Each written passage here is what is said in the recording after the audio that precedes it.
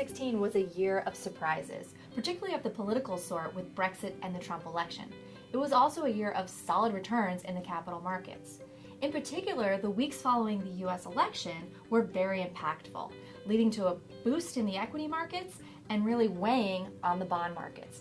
But despite a negative fourth quarter, bonds actually finished the year in positive territory.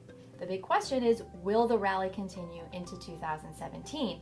And this depends in large part on whether Trump's proposals make it into policy.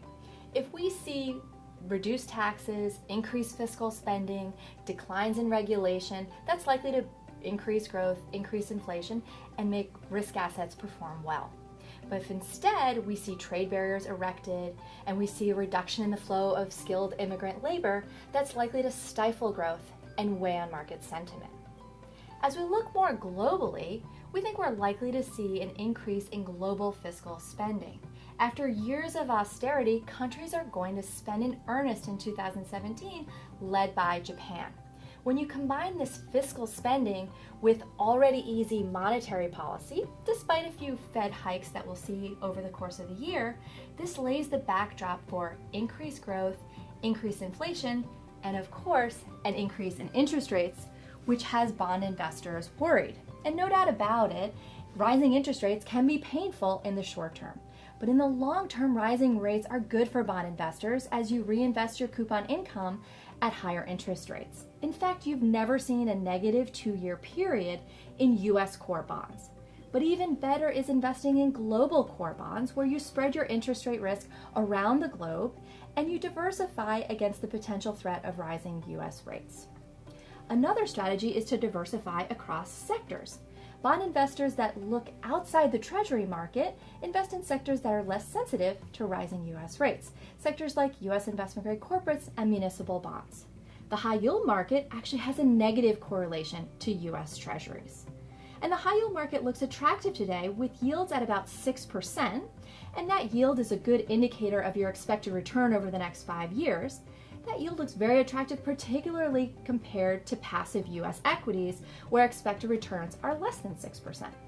But the corporate credit cycle is in its late phases, and while the Trump administration may breathe a little bit of life into that cycle and extend it, it's still the time when you want to be selective by issuer so as to avoid rising defaults. We also suggest that investors diversify into non-corporate high-yield sectors like those tied to the U.S. real estate market, where borrower fundamentals continue to improve. Emerging market debt also provides an attractive source of diversification. After the sell-off in the fourth quarter, local currency emerging market debt yields are now higher than U.S. high yield and also significantly higher than developed market sovereign bonds. But you must be selective and look at each individual country. For example, today we favor Latin America, where fundamentals are solid. Selectivity is also important in the equity market.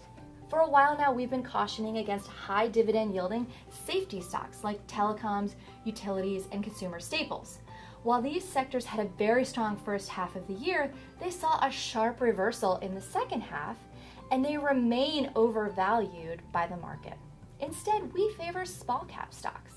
If the Trump proposals to reduce corporate taxes come to fruition, small cap companies should benefit in terms of increased earnings per share relative to larger companies. When you turn to the large cap space, we favor those companies with high sales growth and also high profitability, two characteristics that are currently being undervalued by the market. And if the watchword for 2017 is uncertainty, then alternative investments should be in your asset allocation. Alternatives like long-short equity and non-traditional bonds typically have lower beta to traditional investments and are able to take advantage of rising volatility in unique ways. So as we turn to 2017, uncertainty is very high, and that means the range of potential outcomes in the capital markets is quite broad. But if you follow 3 evergreen investment principles, that should allow your portfolio to weather whatever the market might bring. Number 1, have balance between stocks, bonds, and alternatives. Number 2, globalize your portfolio. It's impossible to know what country is going to be the best performer this year. And number 3, be active. Look to take advantage of rising dispersion, informational advantages, and also actively manage your downside risk. Thank you, and we'll see you next quarter.